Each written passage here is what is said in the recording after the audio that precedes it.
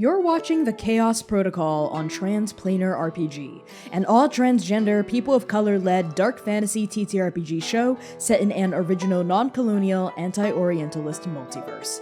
If you like what you see, please consider pledging to our Patreon to support the show and get access to a patron-only after-show, early podcast episodes, GM notes, character sheets, and even the chance for your tabletop OC to cameo in our series. Thank you so much for watching, and enjoy.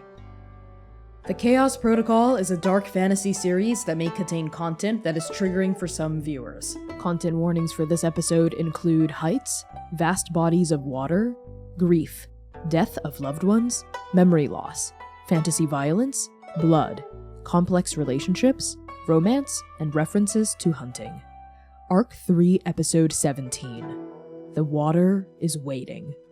From Praying Beside the Teeth That Killed Me by Connie Chang.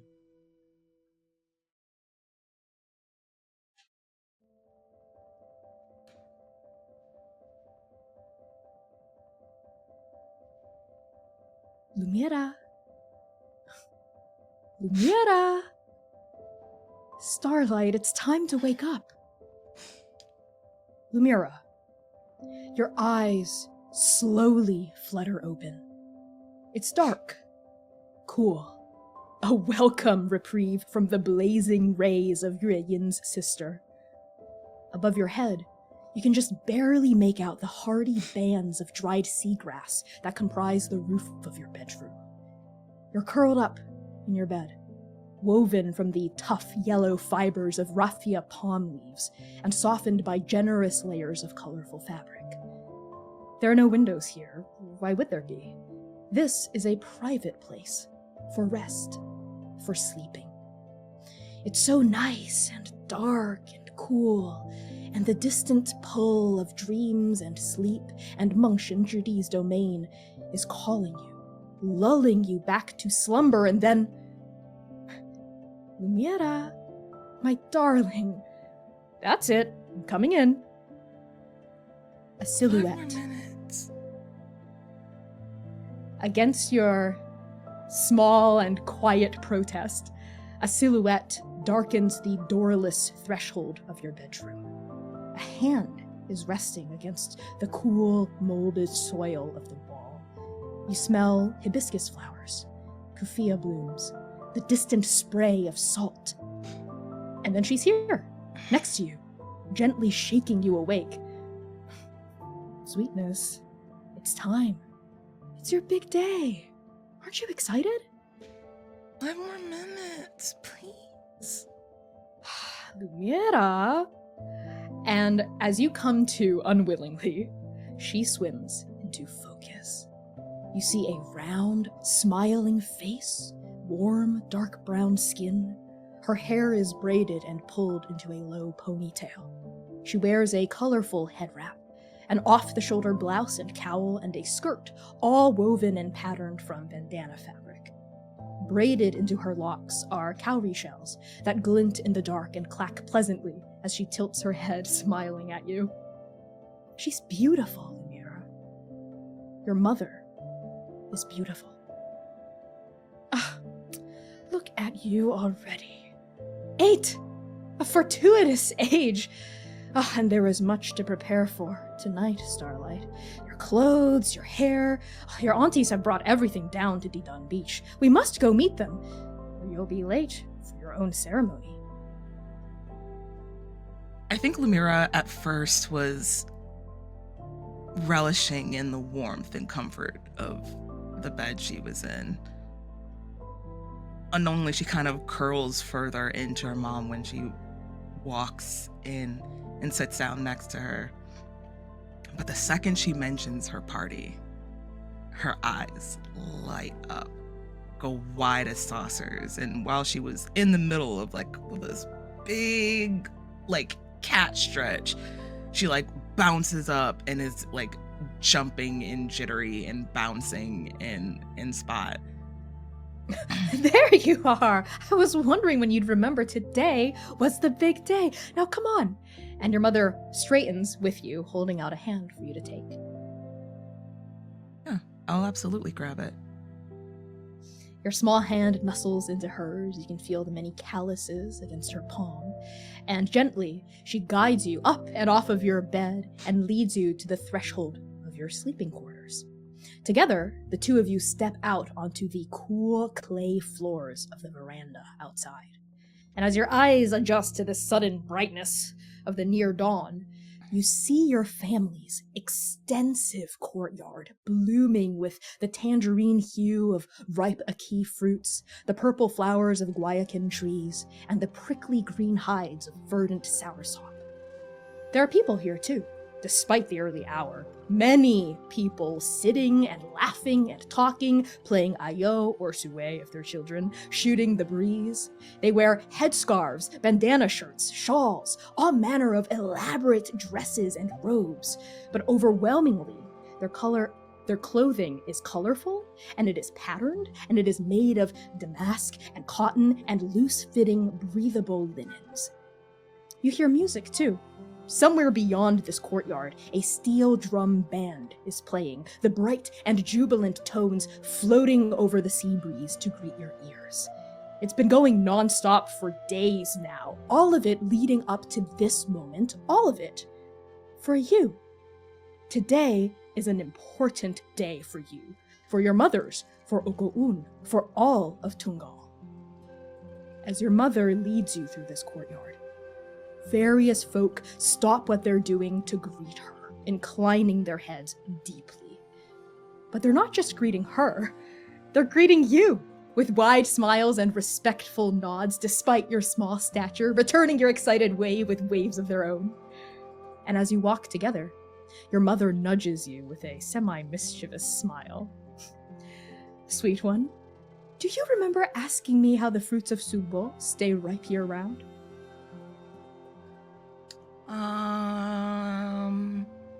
No. I'm halfway surprised, Lumièra. Your memory is usually so photographic, but I will happily remind you. You were only 2.5, but already so perceptive. I told you the truth, that the salt nymphs blessed us with this enchantment after your mother did them a great favor back when she was young. But you weren't satisfied with that.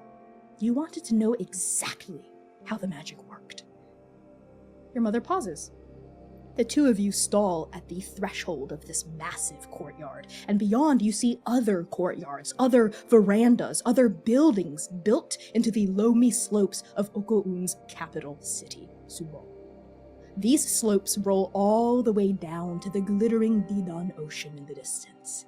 You see crystal clear, deep blue waves stretching from horizon to horizon, an endless bounty of seawater. Galtanger is rising with each passing second, painting the white-capped tides of the Didan Ocean even whiter. Your mother crouches so that she's eye to eye with you. Her brown eyes are endless wells of love. And she says, "It's not like you to have hidden in your room for so long, Lumièra, or to be late for something, especially not on such an important day. Is there something going on, my shining star?" Lumièra,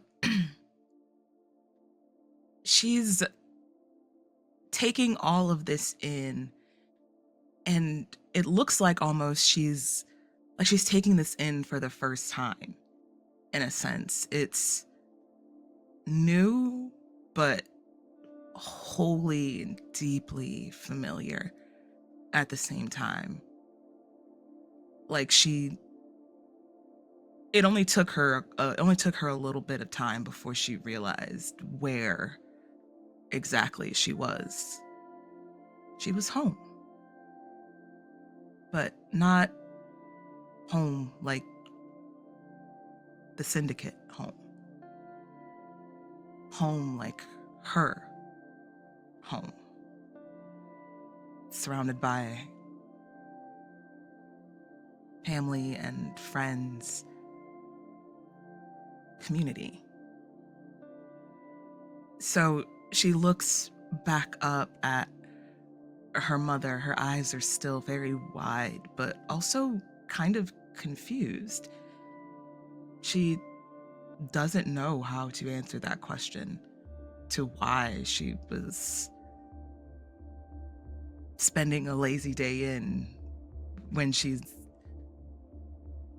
has she been looking forward to this? It feels like she has, but she's not sure. So she just kind of digs her foot into the ground next to her with her toe, not really making eye contact for a second. And she just shrugs her shoulders. Darling. And your mother crouches down, looking up into your face, trying to see you, not letting you hide from her. She's so good at this, the seeing of you in a way that feels gentle, not unrelenting, but focused. Her love is a focused beam of light, and it shines right up and at you. Lumièra, you can tell me anything.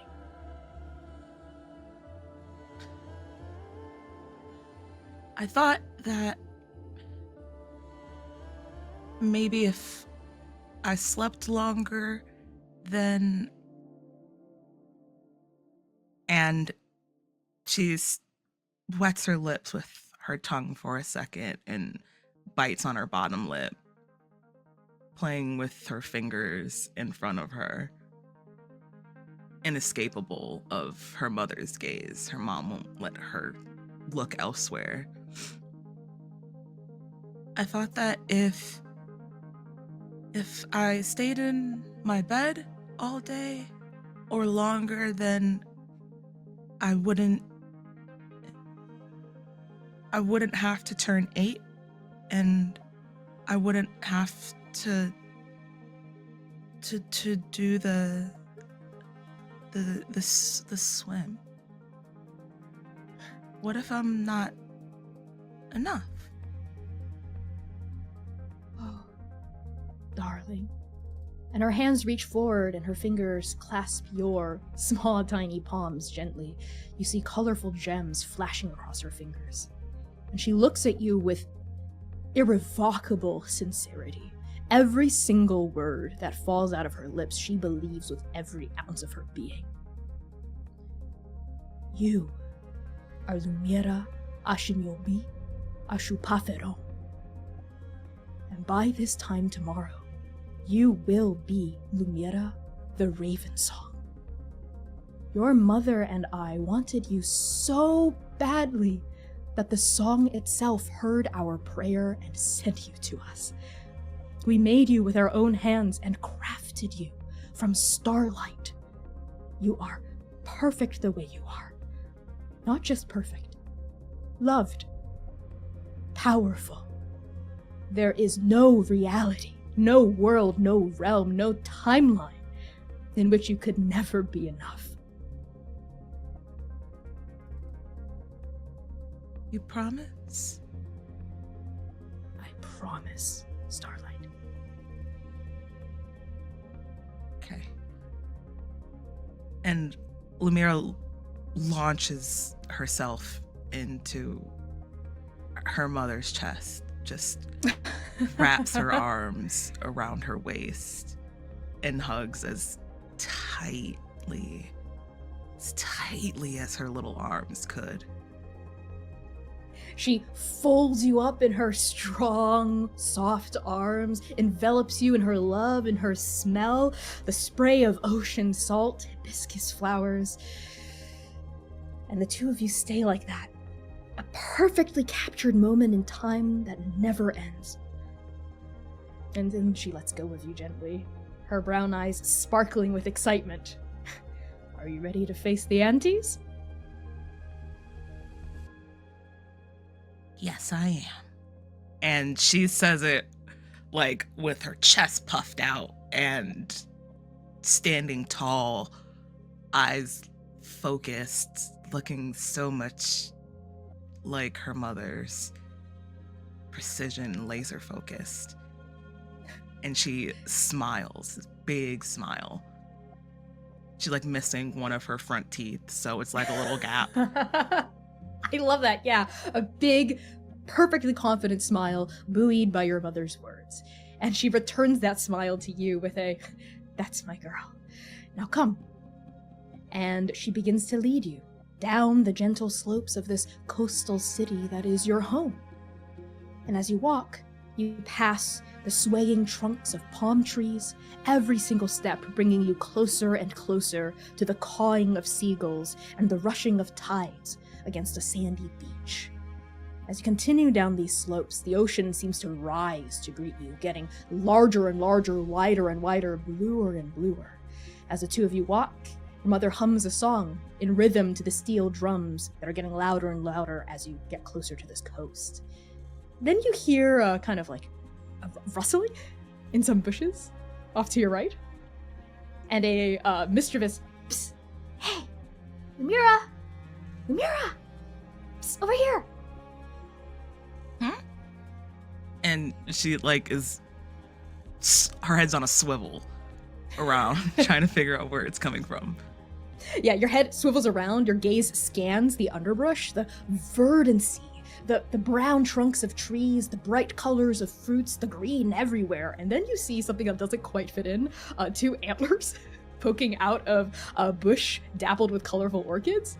And then the rest of this child's body surfaces, and you see dark brown skin, a flash of colorful robes, and long white hair. And Sing says, "Psst, Lumièra, over here." Sing. "Yeah, Lumi, psst, psst, psst, over here. What are you? And she runs towards Sing, rips her hand from her mother, and runs towards her. You run toward her, and you collide into a hug, and Sing folds you up in her tiny little arms, about as long as yours are. The two of you spin around a little bit in this orchid bush. She's laughing, and you see cherry blossoms mixing in with the orchids. When you pull away briefly, she says, "Lumi, listen, there's no time. They still need you. Come on, come with me." Seir? Too? What? "Yes, all of them, they need you." Okay. And I think she kind of is in a tizzy for a second because she doesn't necessarily know what she needs to do, but she takes one of her deep breaths and steels herself. And you see the Lumièra that we know. Now, she rolls her shoulders back. Her eyes become very focused. Point me to them. Let's go. And Sing takes your hand in hers and leads you. And Lumièra, you gasp awake. The white-hot, ice-cold pain of seizing against fate's bindings is an unsteady memory within your body, aftershocks of it jolting your nervous system like errant lightning bolts. But with every passing second, the pain subsides, and you feel more and more anchored to the present, to the now. But that dream you had, that memory, is vivid in your mind, every detail, every word, every scent still etched into your brain, into your soul. How much of it do you hold on to? Every single piece. She's 26 now. For years, she's forgotten her own name. Her family name. Fate could rip it from her cold, dead hands. The name resonates in your mind like a prayer. Lumièra Aṣiyanbi Òṣùpáfẹ. And as you come to, suddenly and viciously, you become distantly aware of bodies swarming around you, alongside the familiar smell of teakwood and gun oil, dark amber and aged jasmine, shadows and moonlight. Strike Team Nova. there's something else. A voice, measured and cold and just a touch cracked open. Rhododendron's voice, on the periphery of your awareness, but it's not an immediate concern, at least not right now. Right now, Strike Team Nova closes around its heart. Xainan and Seir, how do the two of you help guide Lumièra back into her body? The second Seir feels Lumièra stir in his arms, Rhododendron is no longer his concern. He does not care of anything here other than Lumièra.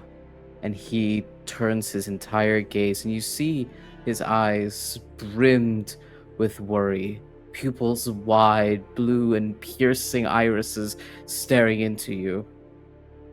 And he closes the distance and holds you to steady you, and he murmurs your name. Mira, are you back? Hey, easy. What happened? You scared me half to death is what happened. Scared Don't scare me like that again. Looming just behind Seir is Xainan. He keeps glancing quickly between Rhododendron and our hunters and Lumièra. But his gaze lingers longer and longer at Lumièra the longer she is unconscious. And the moment that she jolts awake, he steps closer and just puts his hand on Seir's shoulder. He's there. He knows that she is safe. And now his eyes move on a swivel around the room. Not to Lumièra, she's taken care of, but to make sure that no one gets closer. Speaking of other people in the room, Rhododendron. As these half-strangers, half-associates of your house tend to one of their own, the hunter and the wolf turn to face you. You've heard of these two.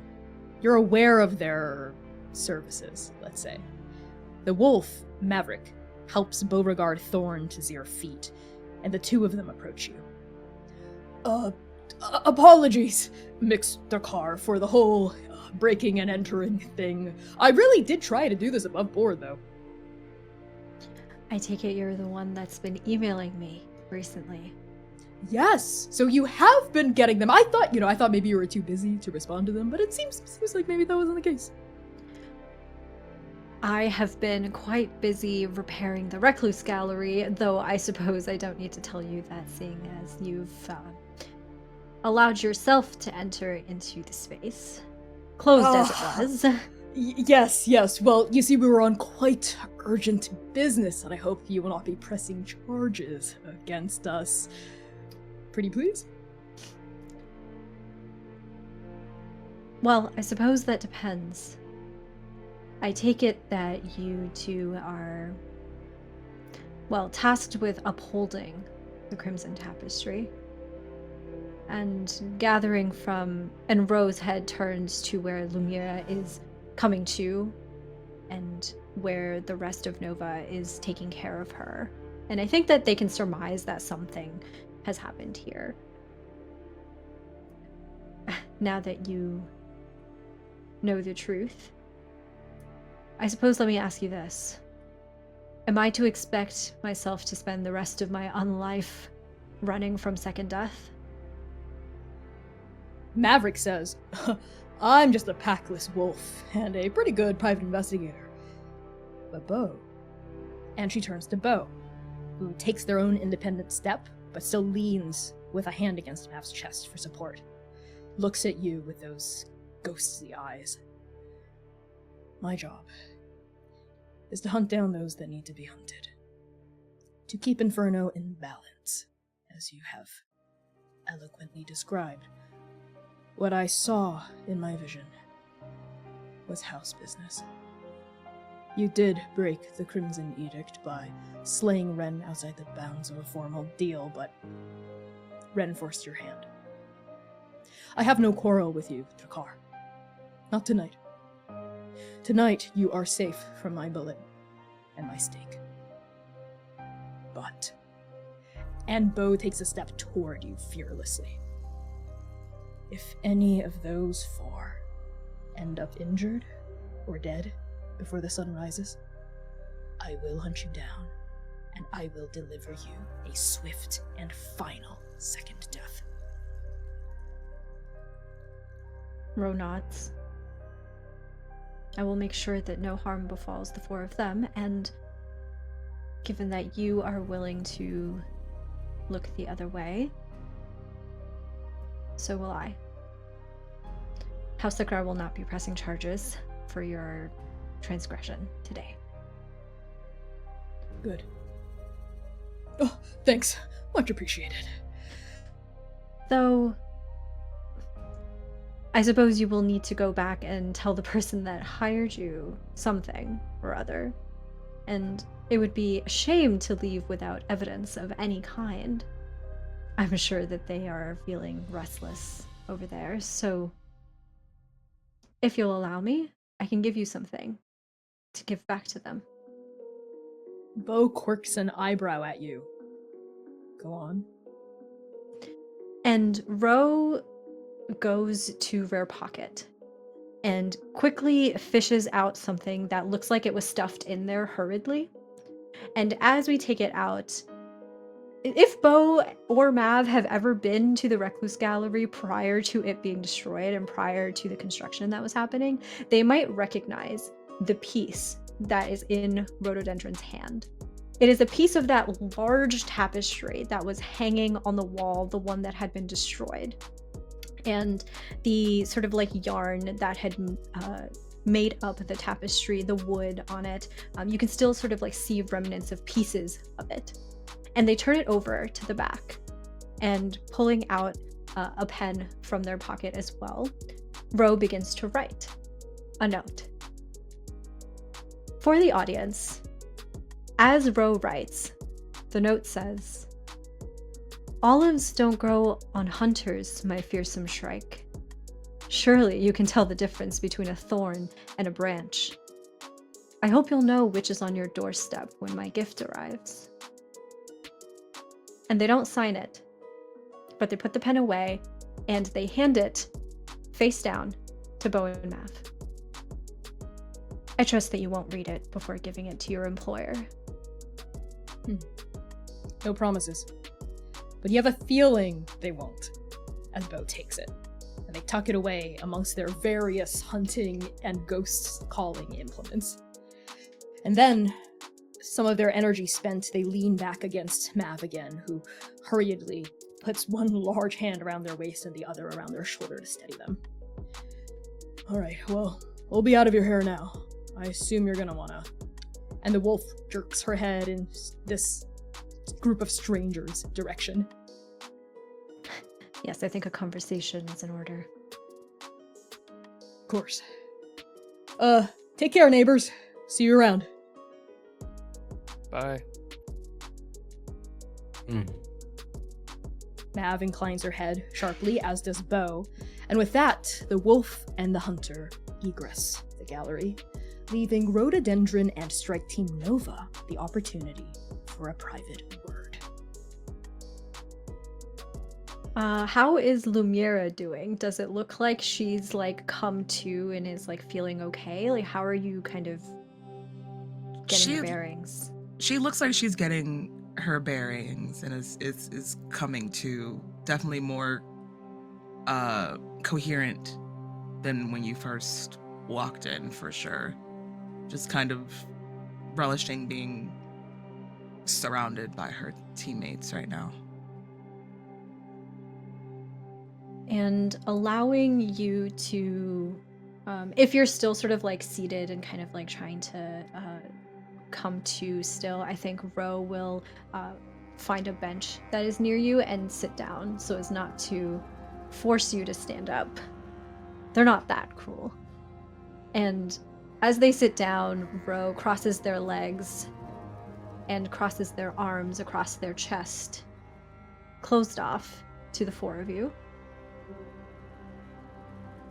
Well, it seems that the information I gave you was unsatisfactory, so much so that you felt the need to break in where you weren't invited.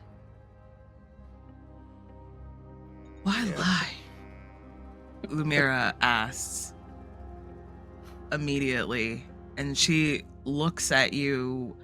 Her vision is focusing on you, but you can tell it's also kind of going in and out. Why lie? You had a valid reason. You might think so. But will everybody think that? Do you think that it would be wise for me to just tell the truth to any old four strangers, new blood that show up into town, asking questions? I'm not talking about to me. Besides, There is much that you have to learn about Inferno. Much that you don't know.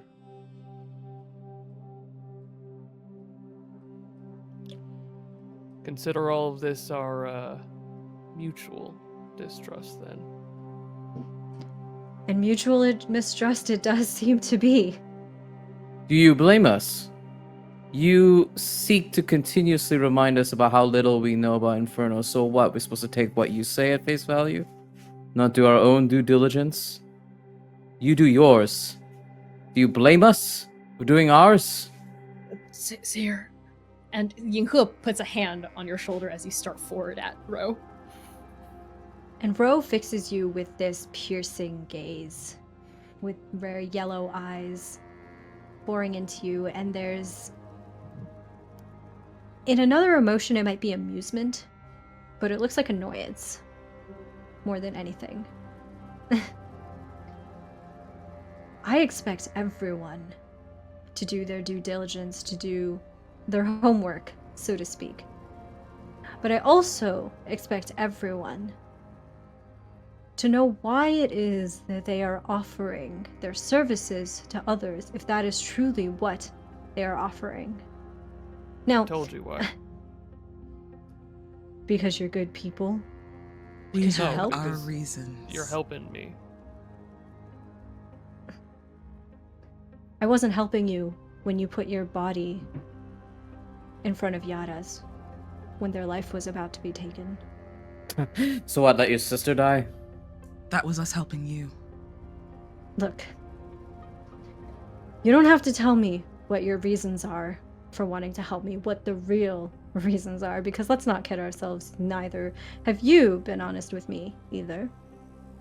But you should at least know them and be confident in your reasons for yourself. Enough to trust me to some degree. Enough to help me without questioning why you're doing it in the first place. Seems to me like none of you know why you're helping me. At the very least, I don't know why. That's for us to know. Like I said, we have our reasons. I'm sure you have yours. Lumièra. Rest. Well, you'll excuse me if that's not good enough for me to allow folks such as yourselves to use the House Thakrar name in your dealings and to poke your nose around in my business. If you truly want to help me, then I think we need to start from the beginning. Mr. Esch over there said that there is mutual distrust here, so let's build some trust. I need you to figure out, the four of you, what your real reason is for helping me. And I won't accept the ones that you've given me, that you're good people, that you're just helping. I need a real reason to trust you, for you to trust me. And if, after all of that, you still want to help me, then I will gladly accept.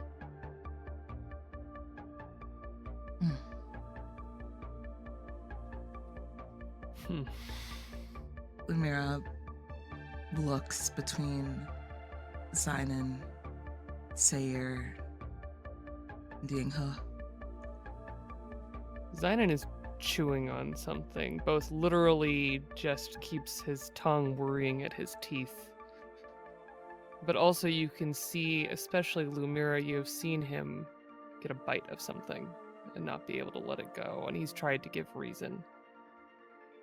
He's tried to make himself important in this world, and he isn't speaking.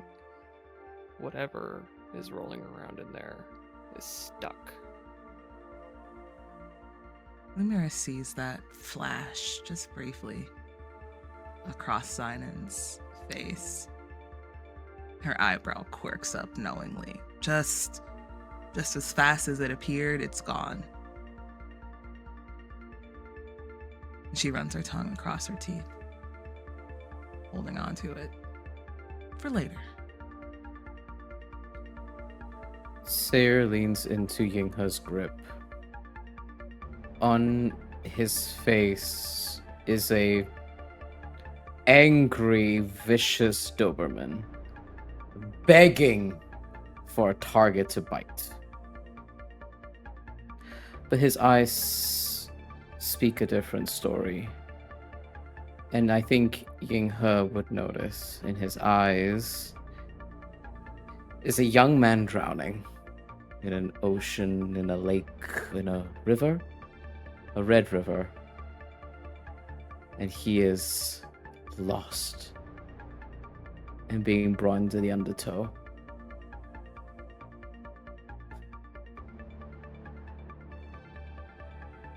Yinghe's grip tightens a little around your shoulder. She clocks it, but like Lumièra, she kind of holds it in her mouth and doesn't address it yet. That will be for later, you suspect. And then the Shadow Mage turns their eyes onto Ro and says, I think what you're asking for sounds quite reasonable.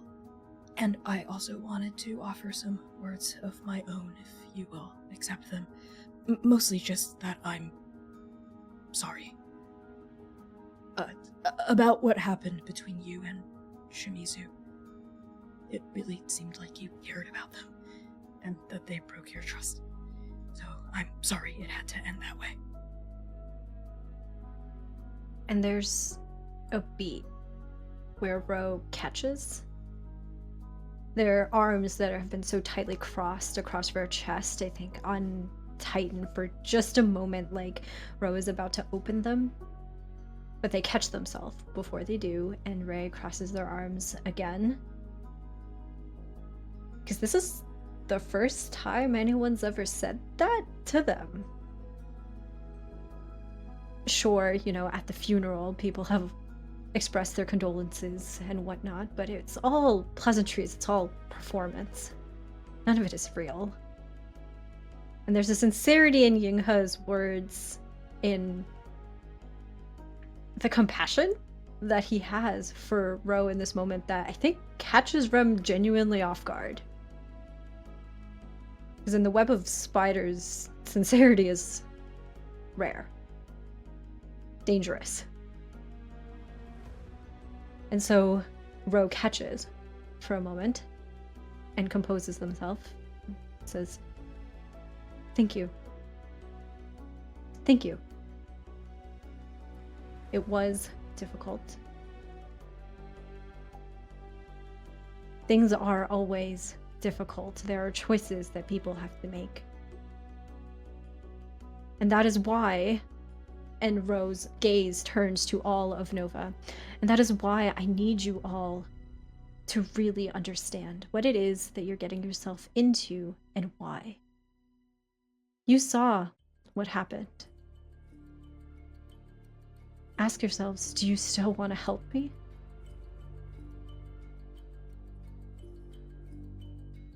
You protected your own. I see no fault.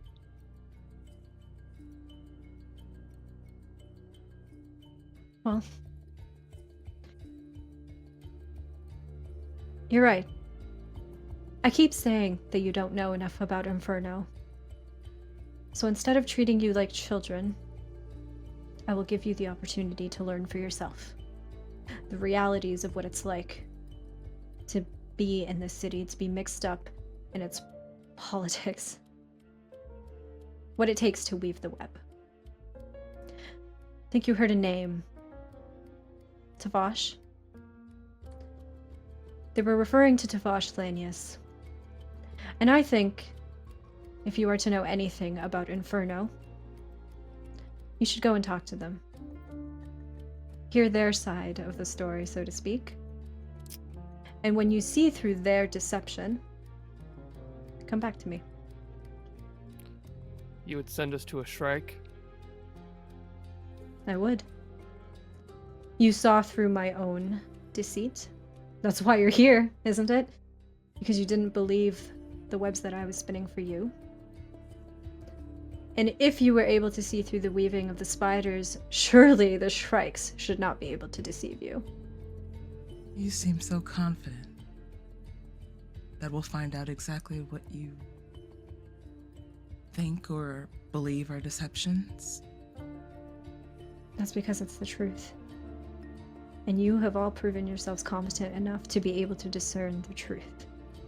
So don't take it from me. Find out for yourself.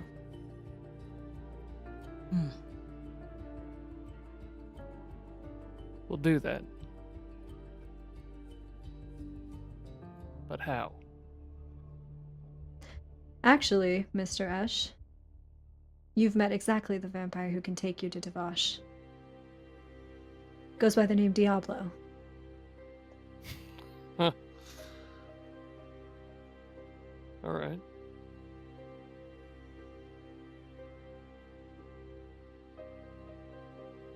Diablo it is then. And while you're gone,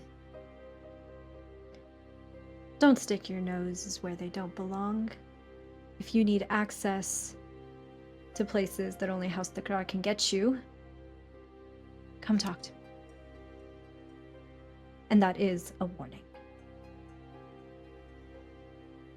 We cut to Elegy Apartments. As the door shuts behind your strike team, the four of you are greeted by familiar environs of a cozy, well-furnished living space. But coziness is the last thing on your strike team's mind. There is much to discuss and much to parse. What the fuck was that?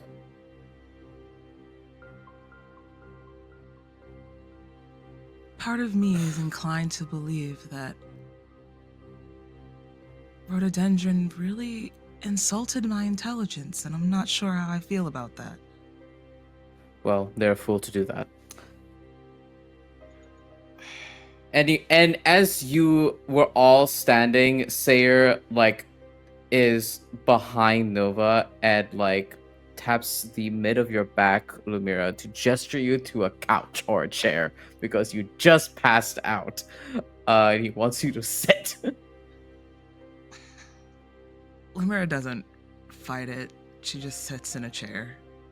He grabs your battles.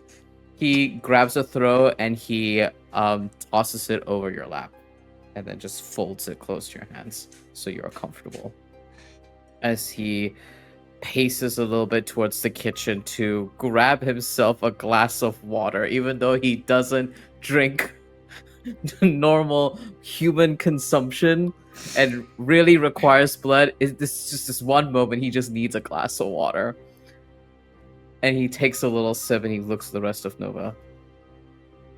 Xainan hasn't left the door. Xainan? His hat is still on. His fingers sort of touching each other in thought. His thumb to his index finger, his middle finger, his ring finger, and back again over and over and over again. This isn't right. I Saw vote that we look call home earlier. base. What look? You were on something. I know fidgeting when I see it. What'd you peep?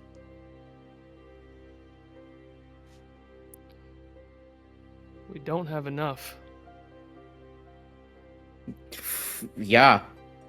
Yeah, we I could don't. have told you that. From this Mayday mission.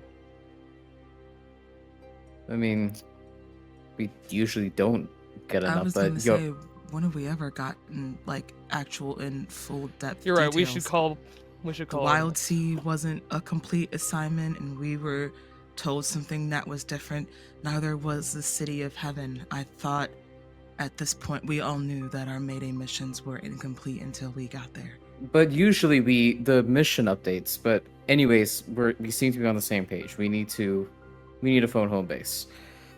Yeah, Oracle. I want Artemis. So when you came to Zhiguang, you didn't. Oh, hey, And the oracle beeps to life in Xainan's pocket as a physical sphere. Xainan reaches into his pocket and pulls out the oracle. Oh, hi, oracle. Oh, it smells really bad in there. You know, you should clean out your pocket sometime. Lots of lint. We do not get along. You're very opinionated and in all the wrong directions. Oracle, call Lint? Artemis, please.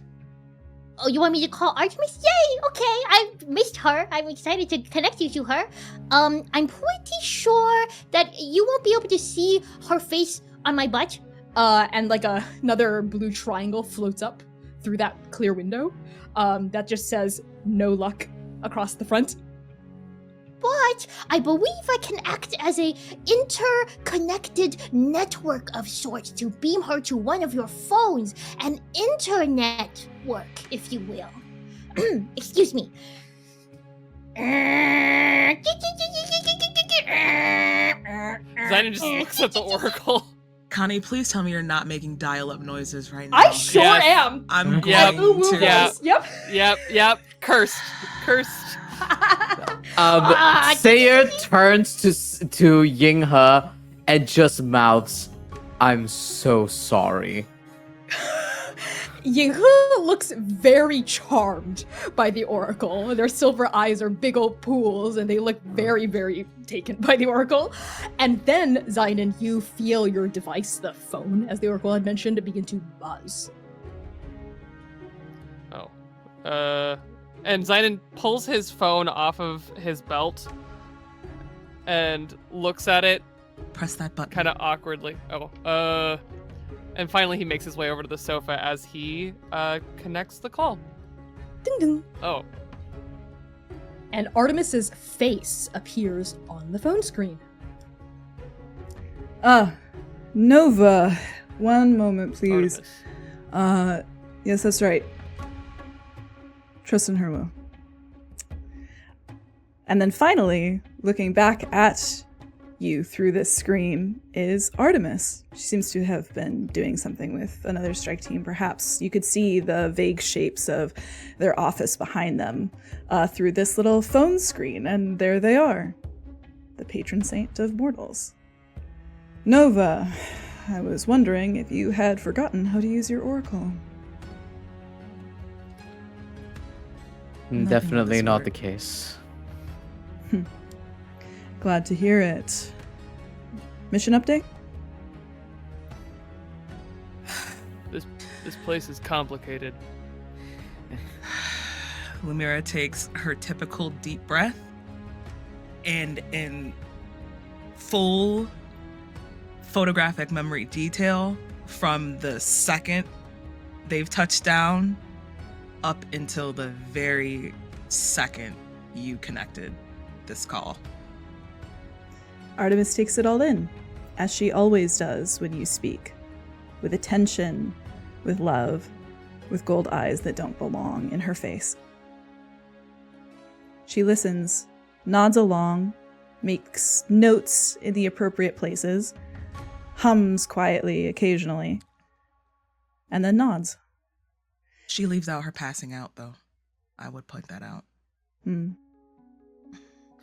Seir clearly behaves and is hovering around Lumièra as if something had happened. And Artemis would know this. Artemis would also know when Lumièra left details. You can feel it. The hawk-like gaze grabbing onto each of you. And then, after seeing Seir, seeing Lumièra, seeing Ying-he, the shadow in the background, sees Xainan, who has been not speaking. Not speaking very much at all. But she takes it all in, nods. It seems like my assessment that you would be back in no time at all was a wish of an old woman. You have your work cut out for you. That's And putting what it work mildly. is that? Pardon?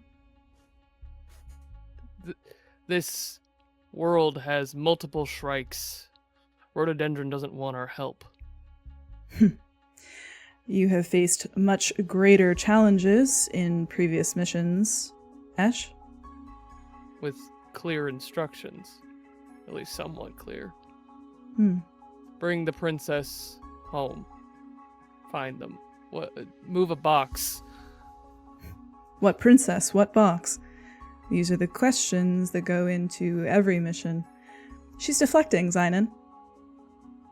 There's also the matter of, and Seir trails off as he feels Xainan's energy off to the right of him. He is bristling.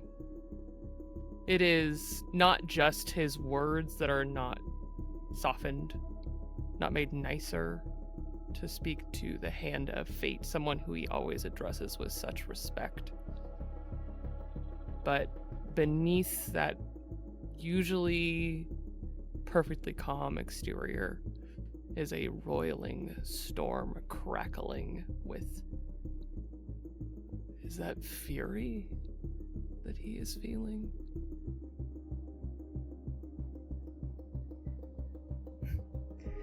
Fate works in mysterious ways. Part of your role as an agent is... it demands that you gather more information to find a way forward. Things are different now.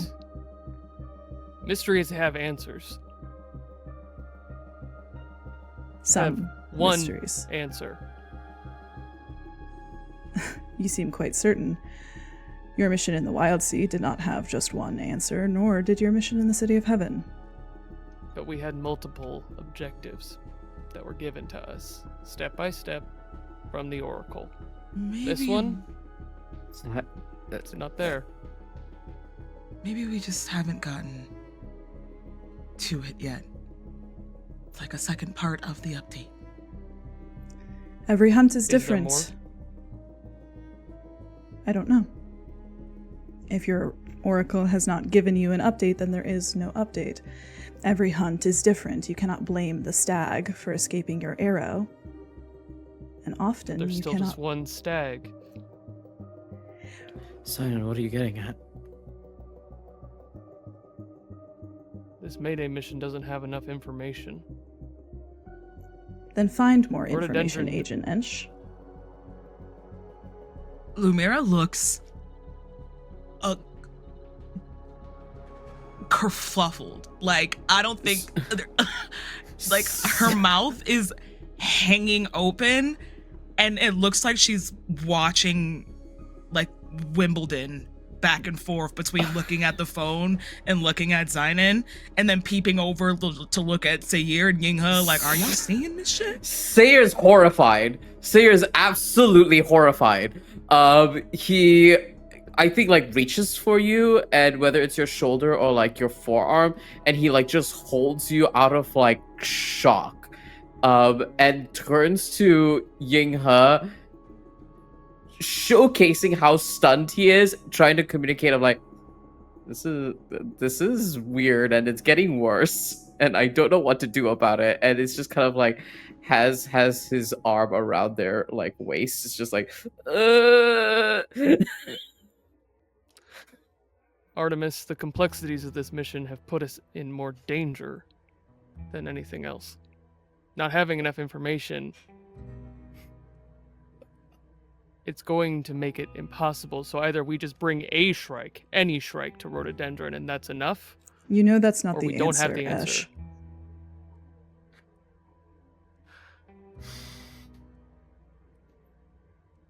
Well, that's not good enough, Artemis. Not having enough information has put us in... And he looks directly at Lumièra. He does not hide it. In a lot of danger. Outside. Now. Xainan turns. Does as he is told. Takes the phone. And walks out the door. There's something familiar in the way that Artemis holds her body as soon as you're alone. It reminds you of silver hair, it reminds you of 3 arrows, and it reminds you of armor covering her face. It reminds you of something bloody. It reminds you of the ghost. There's something sharp in it, something heavy in it, like her mouth is full of blood. Something is bothering you. In your 10 years as an agent, you have never cut me off so many times, nor undermined me so furiously in front of your teammates who are relying on you. Tell me, what's bothering you? Behind his eyes is a cascade of questions that have gone unanswered. What harm did the Twilight Guard do looking for Oblivion? Where did Sing go? Where are all the ghosts at Trans? Why don't we have enough information? Why is her will not enough? Do you say it out loud? Rather, how much do you say out loud? I think after he bites his tongue as long as he can to take the scolding.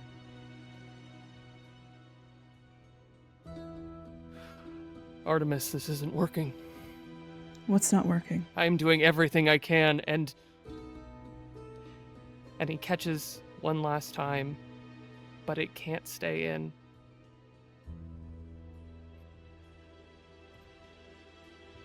Her will is not enough. I need more to trust in.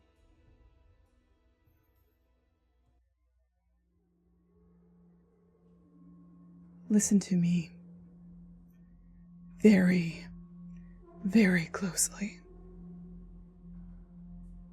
Do not ever utter those words to me ever again.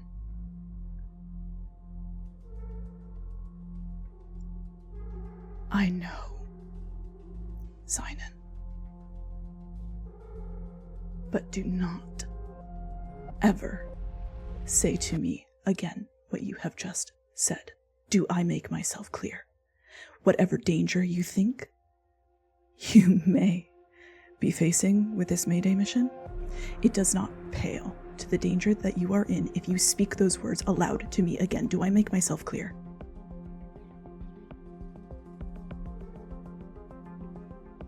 Yes. Yes, sir. There are more questions in this world than there are lives, Xainan. You need to know which are the right to ask. You had faith last time, faith in your bow. What's different now?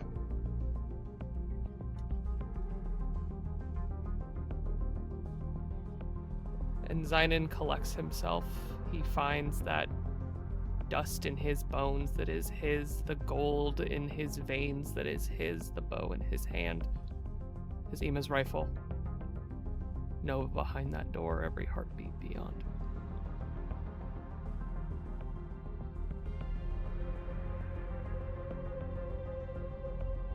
They needed me. I failed them last time. Failed them.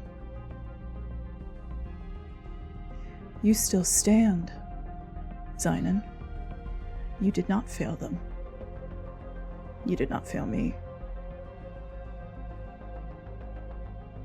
No. And me is the word that she chooses. Not her. Me.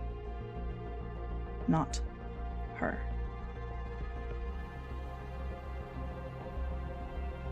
He takes that word, 2 letters, folds it away in his mind, and tucks it just next to all of those thoughts and those questions. And it quiets them for a moment.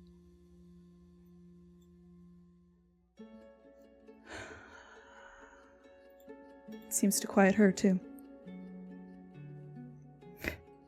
The armor falls away. Instead of 3 arrows, there's just 1, and then there's nothing. Was it an arrow, or was it the lance? Doesn't matter. She sighs. Grabs the bridge of her nose. Looks so tired that you start to wonder how many years exactly they've lived. How heavy they are.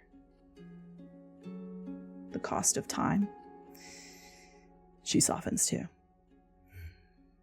I understand that you are lost. I understand that you need something.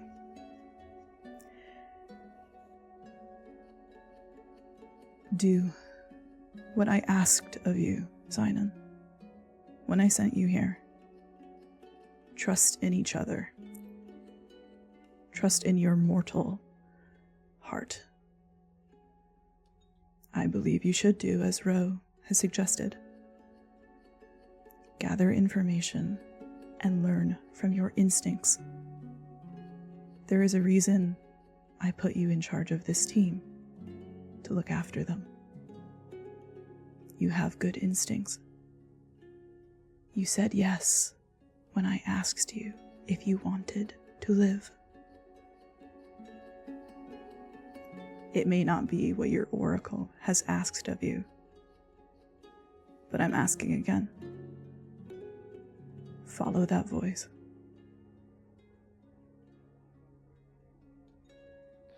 And again, a man swathed in dust takes a hand reached out to him and chooses her again. I will do it. I'll do as you ask. All of it. And he takes those words that he said, that she said to never say again, and he buries them deeper than the dust. And so does she. And right before the phone disconnects, and you lose sight of those eyes that don't belong to her, you see her bury something deep, too.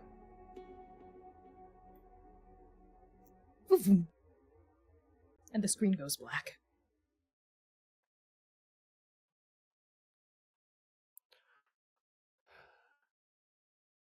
Xainan takes a moment, lets the sound of this inferno rise in him. A world with less heartbeats and more souls drowning in a river. That sweet sound of oblivion, wherever Sing is. And then he turns and goes back inside of the apartment. Lumièra and Seir. Xainan returns to the living room, closing the door behind him, and you notice that the phone screen is dark in his hand. What the hell was that?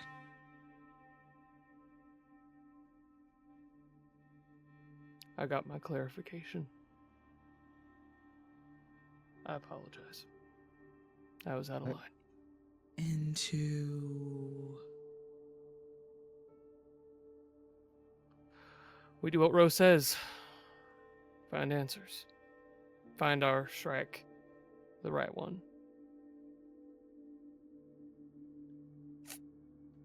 I'm gonna go resituate. And he finally takes his hat off, hangs it next to the door, and just starts walking towards the bedroom.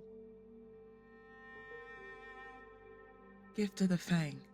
I want to study Xainan. Okay.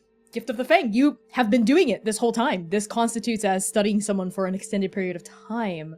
So what does Xainan have to reveal to you, Lumièra? Let's see. It says a small secret about them. He has taken 1,000 wounds since we have entered this plane. And the one that he still wears that won't heal is seeing Lumièra hurt.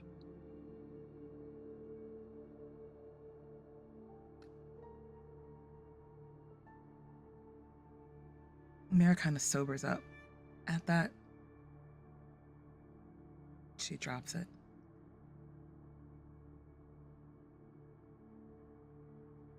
Xainan, as you make your way back to a private place, I assume back to your and Seir's bedroom? Yes. Okay. We pass some time here as sunlight starts to peer rosy fingers over the cusp of the horizon, and Yinghe helps Strike Team Nova draw all of the blackout curtains in every room in this house. And that's when all of you start to feel the exhaustion of the errand, of the ritual, of the everything since you left this place settle somewhere deep, deep, deep into your bones. I have a very simple question for each of you. Do you sleep? Let's start with Xainan.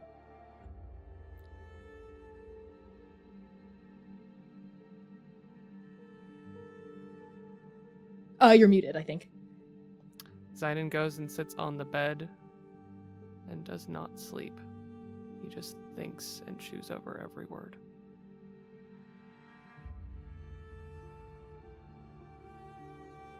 I'm gonna take Oh, go ahead. Sorry, I just want to do a quick pause because I want to go to Val/Seir next. I believe that he's reconnecting to the internet right now. Just a quick above the table pause as we wait. Hi, I am here. Can you not see my camera? No, we can hear your voice. We can't see hear your you. camera. I Do you mind reload. refreshing? Yeah.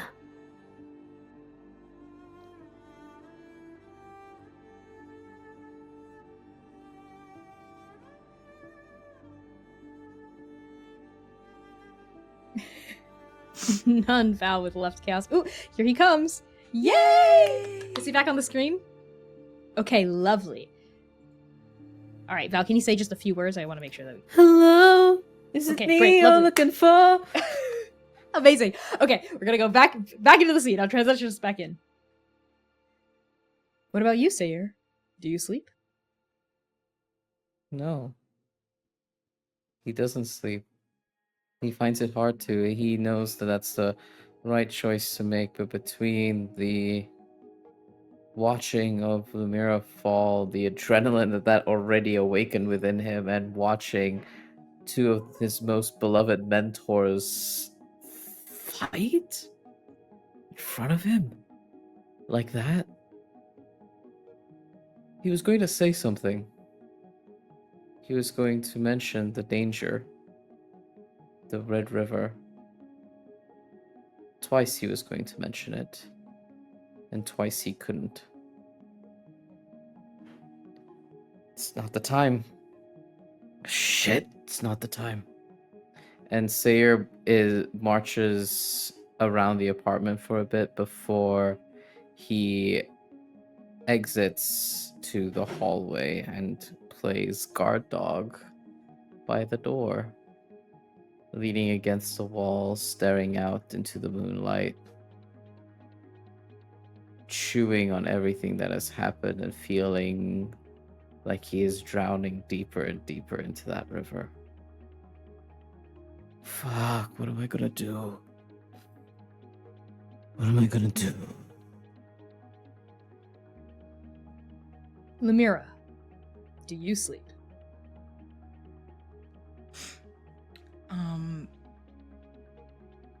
I think Lumièra probably does fall asleep, but it's not like willingly. It's more of like she's working on her assignment for next week at school and and kind of falls asleep at the computer itself. She's like in the middle of like retwisting her hair for the night while also doing her homework. So it's a bit of multitasking that's happening right now before it gets her hair gets wrapped up for the night. So are you doing this in your she's bedroom, doing. like Mhm. in bed? Yeah. Cool. Yeah. So you've got like your laptop out. All of you have set up a station here, a little Lumièra station, and Yinghe is also working on their hair. Actually, there's quite a lot of it. They've taken it out of their ponytail, and it is cascading in these like long, silky black waterfalls all over, like down their shoulder onto the floor. It's really, really long, and they're sitting on their side of the bed, but her hair is getting onto your side as well, as she's like desperately running a comb through it, but is unable to get all of it fully like flat and smooth again. And they're kind of like making these little noises of frustration as they try to tame their hair. I think once like a particularly obnoxious section of hair like kind of like flops over in Lumièra's direction, I think like the ends of it probably get into like one of her butters or her creams for her hair, and she just kind of lifts it up out of here and like tosses it back over to Yinghe's side, like kind of like wiping the product off of her ends, and it's like, your hair is going to be so greasy if you use any of this. Do you need help? Oh, Like, do you yes, braid please. it or anything like that at night? Like, it just seems like it's so much. Oh, I usually just take it out of my ponytail and I kind of just let it all. But it's gotten a little tangled, and Well, that's because you don't do anything. You just let it be free at night. Do you? Come here. And Lumièra like slaps her laptop shut, and like she has like a brush and a comb that's like off over to her side. She takes the comb and starts to like part Yinghe's hair and starts to like French braid it all the way down to like kind of tie it up at night, so it's just like not all over the place. It's like, you have so much, it's not going to do anything but tangle, so you have to do like something with it. My mom, I used to hate getting my hair done when I was a kid. Mom? I used to hate getting my hair done when I was a child, so I had to figure out how to make it last longer, so it wasn't something that I had to do all the time, and this helps. And I think Lumièra is like a really fast braider, so like even though Yinghe's hair is like obnoxiously long, it still probably takes Lumièra maybe 15-20 minutes to a half hour to like just braid up her hair in general and kind of like pull it up into like a little bun back behind in the back of their head. I love that. Yeah, you like your fingers work quickly, masterfully, and dexterously through these very like long and straight and thin kind of strands pooling all over the bed. In fact, I think you'd woken up, maybe we could add this flavor, with like a mouthful of Yinghe's hair the other night, and you're like, this is enough. I'm done. No more. Last night, I wake up with a Yinghe mustache just right across my. Nope, we're just gonna. Absolutely. Make it and nicer Yinghe for all says, of us. Oh, thank you. Wow, you're very fast at this. You're even faster at this than the shadows on Zhiguang. They would be the ones to help me braid my hair and, put it all nice-like. Do you see this? And Lumièra just points to, at this point in time, like I think like her bonnet is on her head, like she's like finished tying her hair up, and it's like, I've been dealing with this my entire life. It's either braid fast or die trying. And they let out a little giggle. How the voice is so small and soft in that moment.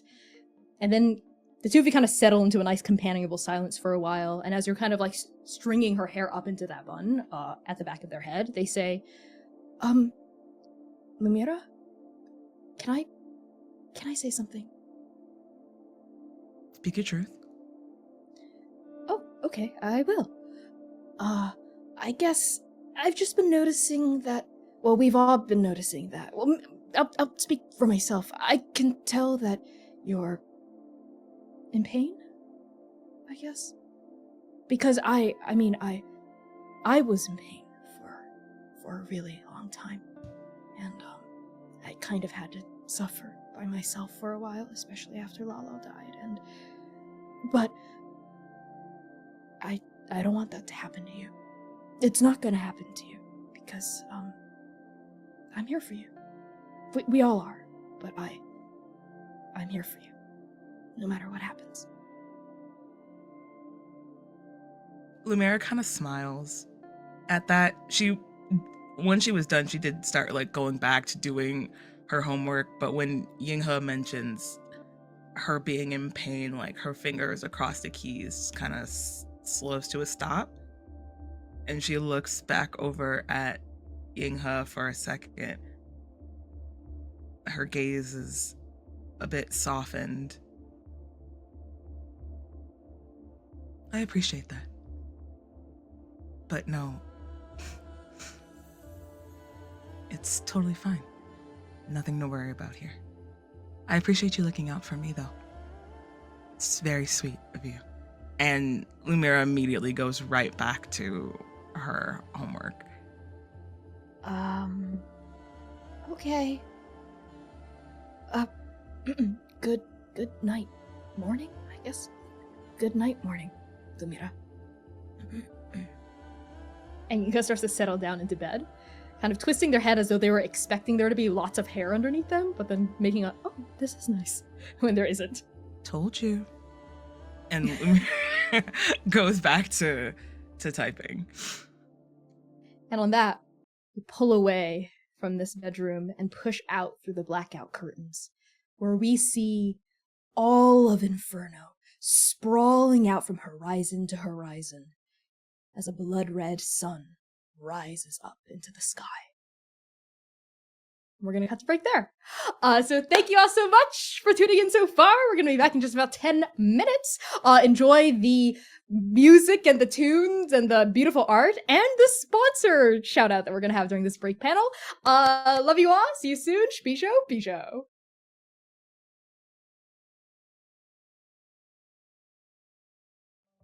Howdy, Transplaners! You know what time it is. It's sponsor Connie time with a word from Hero Forge.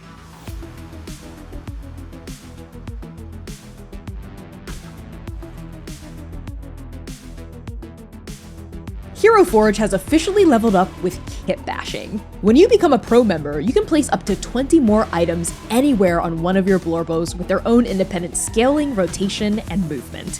You can make your character look exactly as they should, even if the specific clothing or accessory option isn't available at the base level. You just have to get a little creative. And because I love you, Transplaners, here's a special sneak peek at a kit-bashed version of Oblivion. Just look at those wings and that base. This would not be possible without the power of kit bashing. The combinations are literally endless, and you can print your kit bashed Blorbos as plastic minis, standees, digital STL files, or even Hero Forge's brand new color statuettes. Color statuettes are twice the size of a regular mini, and just look at this. I mean, look how massive this is, and especially in comparison to a regular mini, you can really get into all the nooks and crannies and details that wouldn't be as apparent on a regular sized mini. Just look at how Oblivion dwarfs Oka here.